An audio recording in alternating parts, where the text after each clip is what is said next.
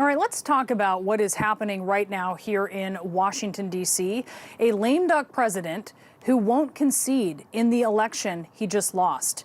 This isn't the stuff of presidential elections. It's the stuff of a bad breakup. The ex who just won't accept that it's over, who won't return your favorite T-shirt or maybe your dog. They're texting you, or in this case, tweeting you incessantly when you're going to bed, when you're waking up in the morning. President Trump insists it can't be over. He's in denial, asking the question, since when does the media call who our next president will be? Well, the answer, since always when it comes to modern elections, because they're following the data. And when Trump was winning in 2016, he was totally cool with that. I'd like to take this moment to thank some of the people who really helped me with this, what they are calling tonight, very, very historic victory.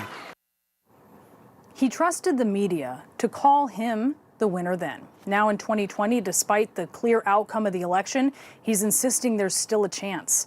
Well, maybe his friends will be honest with him that this ship has sailed, or maybe not. Ronna Romney McDaniel, the head of the Republican National Committee, echoing the president in a tweet that the media doesn't decide who wins elections, voters do.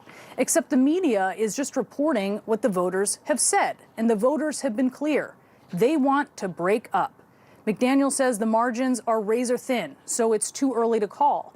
But check it out. The margins in Pennsylvania and Wisconsin are about where they were in 2016, and Michigan is a landslide for Biden compared to what it was for Trump 4 years ago when she congratulated the president after the media called the race. We need to bring this country together. We can't continue under the divisiveness and the vitriol, and Donald Trump's going to have to lead the way.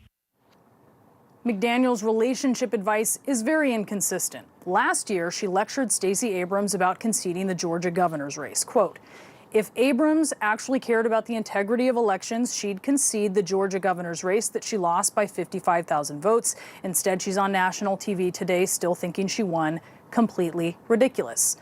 Maybe Senator Ted Cruz can tell the president the truth and not just what he wants to hear in this moment of rejection. I would expect a similar process to play out here, despite the media trying to tell everyone, give up, go home, we know who we want to win. That's not how it works. We need to follow the law, and that means allowing the legal process to play out.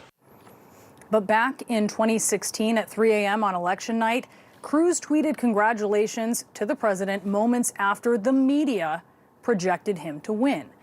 And even after a nasty primary battle where Trump accused Cruz of election fraud, suggested that Cruz's wife is ugly, and falsely linked Cruz's father to the assassination of JFK, and Cruz opened his arms. I am eager to help any way I can. I look forward to working closely with President-elect Trump. What about Senator Lindsey Graham? Maybe he will level with the president. This is a contested election. The media doesn't decide who becomes president. If they did, you would never have a Republican president forever. So we're discounting them. There have been 4 Republican presidents in the past 40 years and 2 Democratic ones, and the media called those races. Also, like Trump, Cruz, and McDaniel, Lindsey Graham accepted the media's projection in 2016. Well, make America great again, starting today. Now, First Lady Melania Trump has privately discussed whether President Trump should acknowledge his defeat. So has his son-in-law, Jared Kushner, sources tell CNN. But Kushner is walking a fine line here, also urging the president to hold rallies pushing for recounts. Jason Miller, an aide, and Rudy Giuliani also making that argument. You know those guys, the ones who take their friends out to the bar after a breakup, trying to get him some digits and take his mind off of things. But most of the president's friends are insisting America will just come round, like former Congressman Jason Chaffetz, currently a Fox talking head. Let's remember that counties administer this election. States certify those elections, not the national media. There is not a single state in the United States that has certified their election yet. But like the others, he didn't have an issue hours after the media called it for Trump. Quote, President-elect Trump, congratulations. Chaffetz over the weekend went on to say this. Donald Trump, when he won his victory speech, first thing he did was thank and honor Hillary Clinton.